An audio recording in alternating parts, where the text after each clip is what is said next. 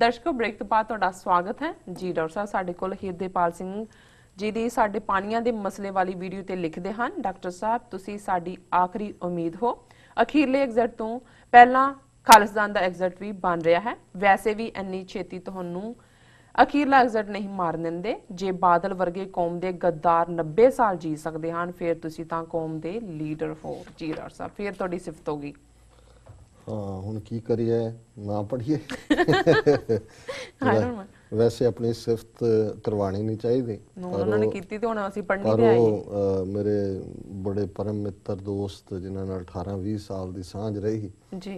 शेख साहब वो अक्सर कहते सी जी ना तो आला मियां नूं भी अपना चंगा लगता है सो ना तो चंगा लगता है पर इन्हां दा वीर हिरदेपाल सिंह जी का शुक्रिया नहीं। देखो हकीकतन तो चलो बाकी तो ये निरंकार दे हथ वस है कि इस तो की सेवा लैनी है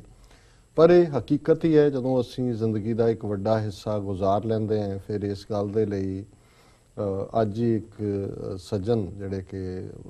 हज़रत मुहम्मद साहब के हवाले नाल गलबात कर रहे सी उन्हां दे नाल गलबात हो रही सी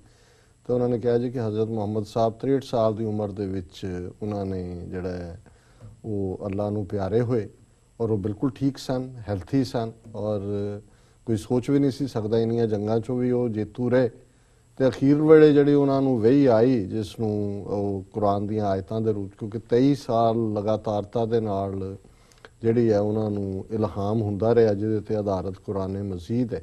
जी ते उन्होंने कहा कि जी बस एकदम ही जिहड़े 5-6 दिन ही वो बीमार हुए और अंदाज़ा ला रहे सी शायद उस वेले जिहनूं मैनिंजाइटिस अज कहंदे ने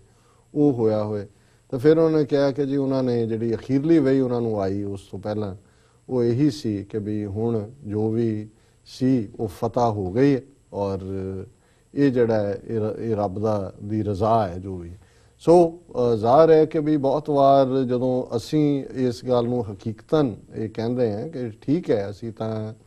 निरंकार दा दिता हर साह जड़ा है वो साडे लई प्रैशियस है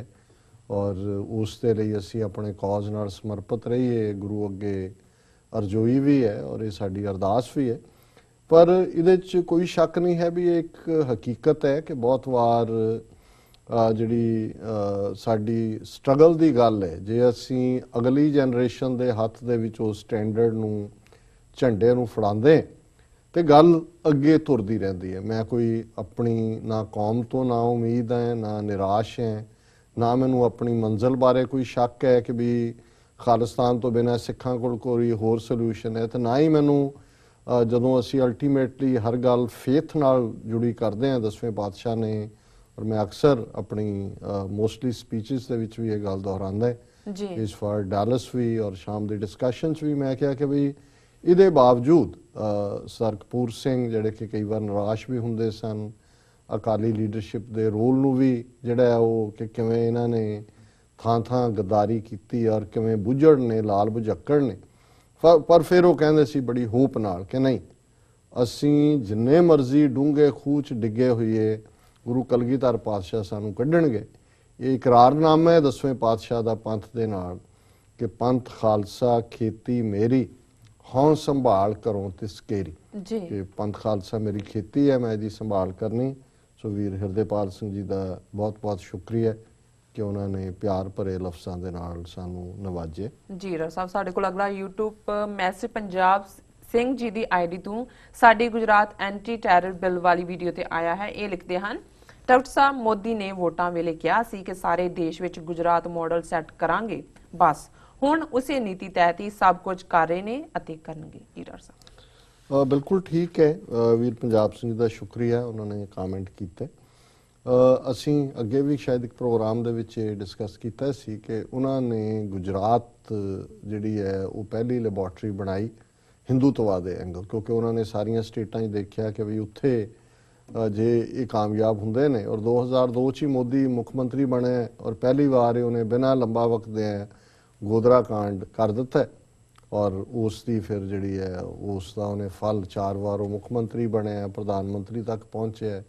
और जी घट गिणतियां के खिलाफ नफरत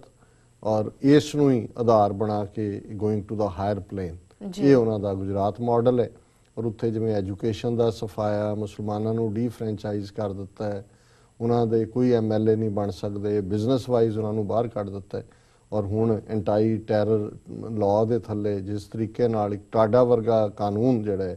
ਉਹ ਲਿਆਂਦਾ ਹੈ, ਇਹ ਸਾਰੇ ਪਾਸੇ ਹੀ ਇਹ ਰਿਪੀਟ ਹੋਏਗਾ। ਸੋ ਅਸੀਂ ਸਮਝਦੇ ਹਾਂ ਕਿ ਇਹ ਗੁਜਰਾਤ ਮਾਡਲ ਆਲਰੇਡੀ ਹੁਣ ਰਾਜਸਥਾਨ ਦੇ ਹਵਾਲੇ ਨਾਲ ਅਸੀਂ ਗੱਲ ਕਰਕੇ ਹਟੇ ਹਾਂ, ਐਜੂਕੇਸ਼ਨ ਸਿਸਟਮ ਉੱਥੇ ਵੀ, ਪਰ ਗੁਜਰਾਤ 'ਚ ਤਾਂ 2002 ਤੋਂ ਬਾਅਦ ਹੀ ਕਰ ਰਹੇ ਸੀ। ਸੋ ਇਹੀ ਮਾਡਲ ਹੁਣ ਜਿੱਥੇ